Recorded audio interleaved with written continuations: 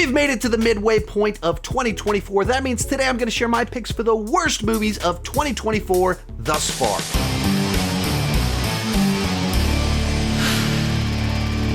Hi, my name is Sean, and I love to talk about movies and TV way too much. With that in mind, go ahead and join me down below in the comments section. Share your picks for the worst films of 2024 thus far. My list isn't the right list, it's just my list, and I would love to see yours.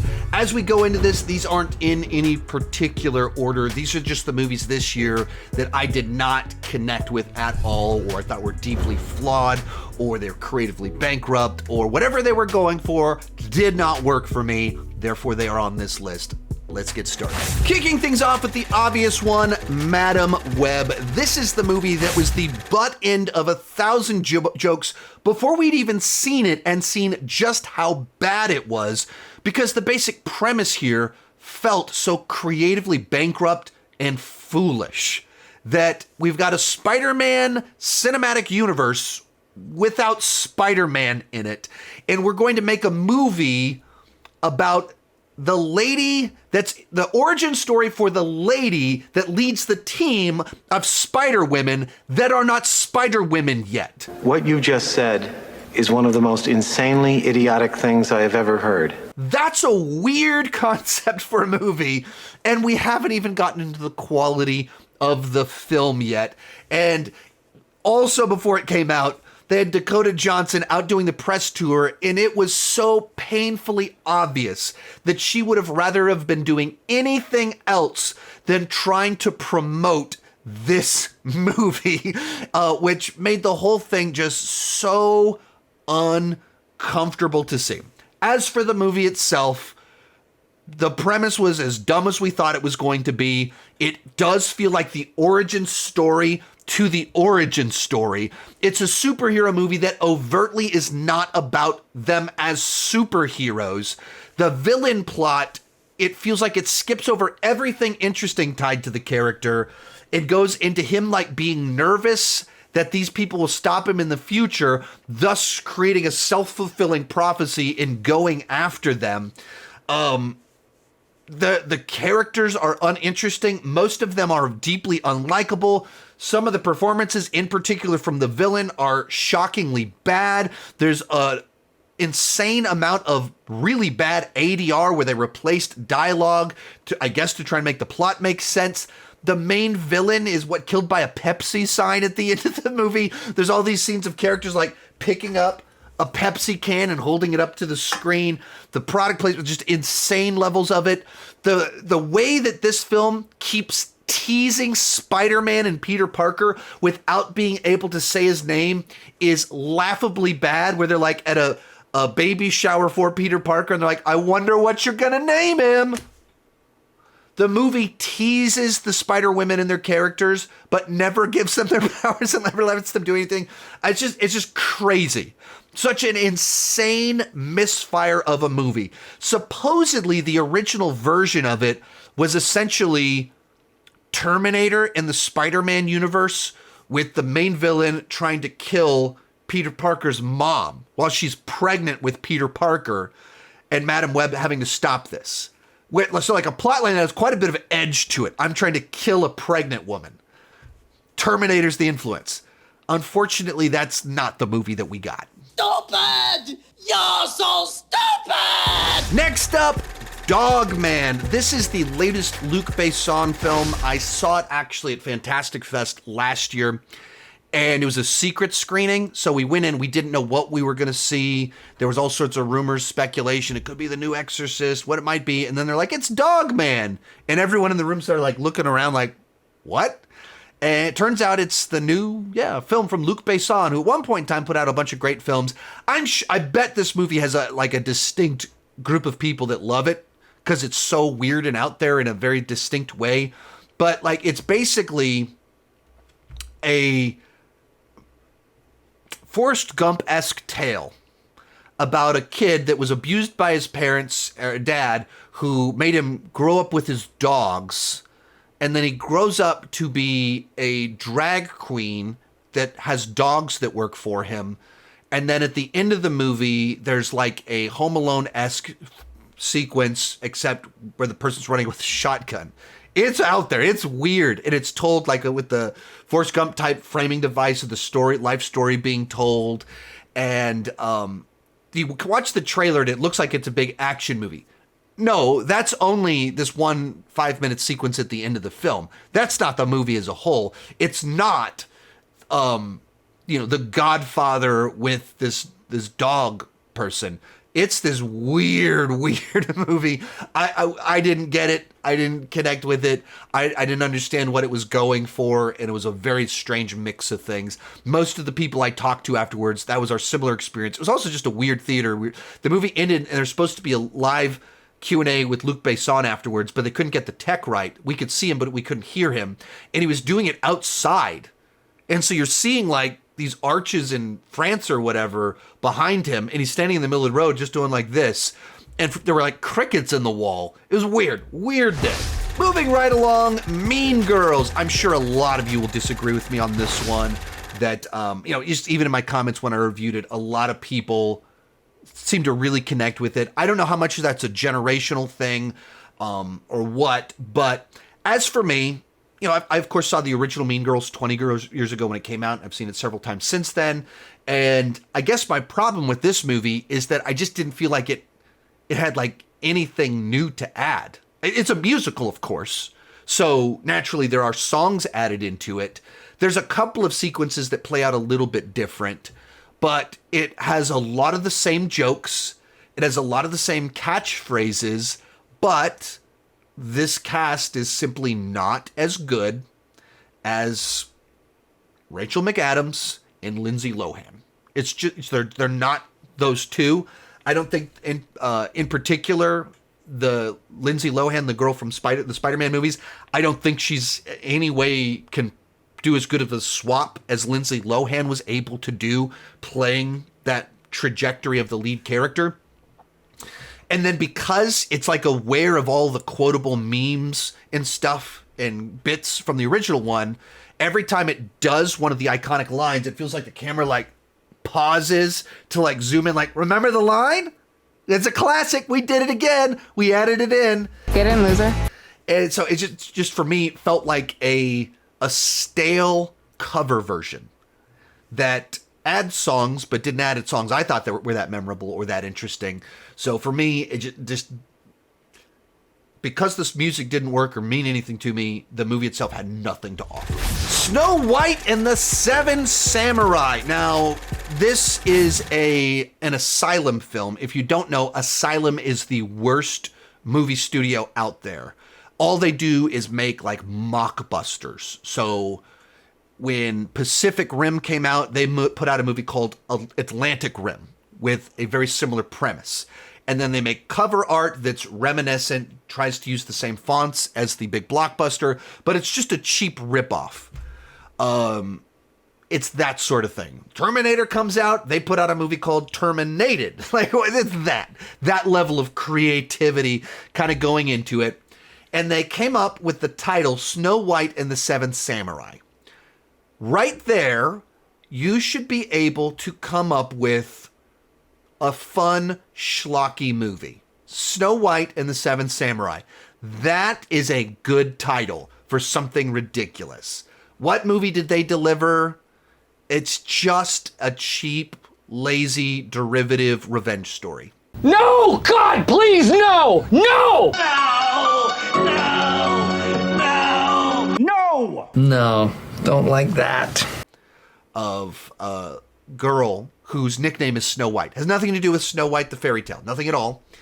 And her has like a mob dad that gets killed, and so she's out for revenge and teams up with the Seven Samurai. But they're not really Seven Samurai in any sort of interesting way, because it's all way too cheap, lazy, and uninteresting. So all it is a title. You go, oh, that's interesting. Will it live up to that? No, it does not.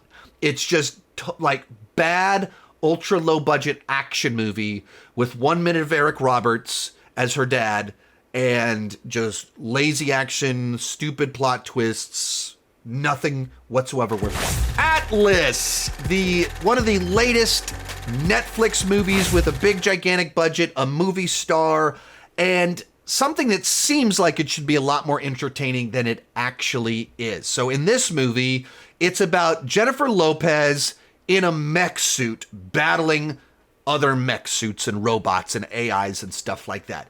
That should be a pretty easy formula for at least some solid entertainment. But it's Netflix, and for whatever reason, they always mess this stuff up. And even as the movie was starting, I was like, okay, this is kind of interesting. Okay, like it's kind of a Terminator-esque scenario with AI getting out of control and these robots, and okay, cool. And mech suits, cool. And then the whole middle of the movie is just Jennifer Lopez in a mech suit walking through a forest, becoming friends with an AI. It's just that. And it's like spreading the message, hey, not all AIs are bad. Which, I mean, I suppose that's true. But, you know, when you're like, you think this movie was shot a year ago, when we're in the middle of strikes, some of the criteria were about the abuses of AI and using AI to replace artists and actors and using AI voice cloning, all that stuff. That's like big concerns in Hollywood about AI and creativity and talent. And then they put out a movie that's like, not all AI is bad. AI can be good. AI is like, what are we even going for here? This is a weird message that feels like a studio mandated message. There's a couple scenes that are pretty cool with the mechs, but the actual plot and where they go with it, of just her having to learn to become best friends with her AI and overcome her childhood traumas and stuff, it's just ridiculous. Moving right along, Blackout. I actually hate to include movies like this on lists like this, but also have to have a certain level of integrity when sharing what movies just didn't click with me at all. So this is an independent horror film. I saw it at the Overlook Film Festival.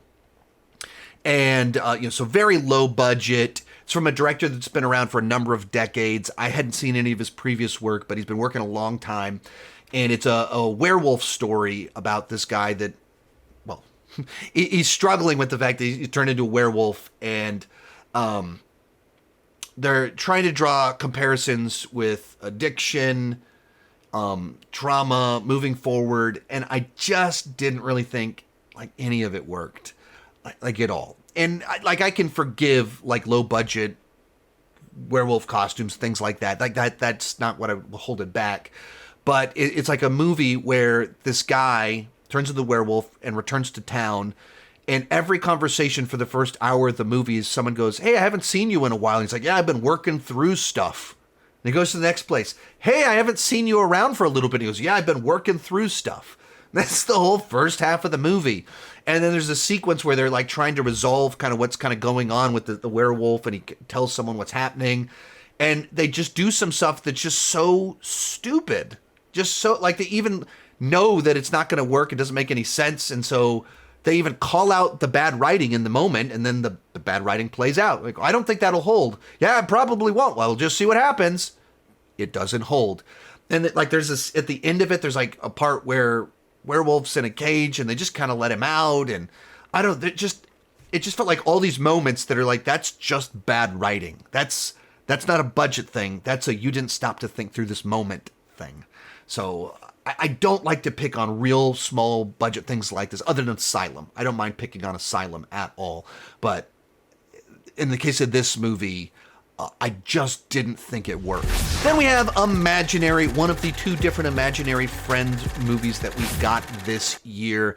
I actually feel bad for the lead actress in this. She was in Jurassic World Dominion as kind of the rogue pilot. And I thought she was really good in that. And I was like kind of excited what's she going to be in next. And so she gets a starring role, and it happens to be in this movie. That it's about imagination, imaginary friends, this imaginary world. And whether because of the budget reasons or lack of creativity, it just feels like it just didn't do anything fresh, new, or interesting. And as soon as you say imaginary friend, world of imagination, you have to deliver on that. You can't be lazy and stale. It can't feel like every other horror film if you're going to call it use imagination. And like right there. And so it kind of set itself up for failure, but I just didn't. It just was so forgettable, bland, and felt like so many other movies just like this, except with this imaginary world hook at the last third of the film that itself wasn't very nice. Next to last one on here, Unfrosted. I was curious about this movie going into it because it was written, directed, and stars Jerry Seinfeld. And it's based on a joke that he's been working on for like over a decade. Like he did an interview a decade ago where he was talking about how he writes jokes, and he was talking about writing this Pop-Tart joke. And he says this punchline to the Pop-Tart joke about the back of the head being blown out. I've probably been working on this for 2 years. In comedy, what you do is you think of something that you think is funny, and then you go from there. I like the first line to be funny right away. When I was a kid and they invented the Pop-Tart, the back of my head blew right off. And that got the whole thing started, that a specific part of my head blew off. Not just my head, but just the back. And that's a line in the movie. That's a punchline in the film.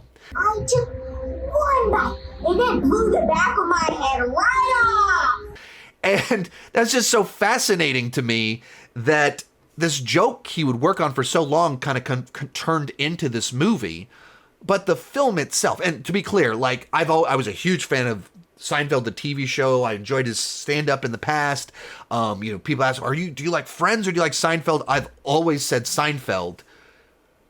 This movie itself, it felt like a movie designed for a very narrow group of people. That it's filled with observational comedy about growing up in like 1962. So, in America. If you didn't grow up in America in 1962, I don't know that you'd catch anything going on in this film because it's so specific to his childhood experiences. And even the nature of the humor in it, it's like this like weird absurdist humor while being history, while being screwball. I just felt like I didn't get the joke. I didn't get what it was going for. So as much as I love Seinfeld, I'm rooting for him. His journeys into the world of film have not worked for him. But of course, last one on here, Rebel Moon Part 2, The Scargiver.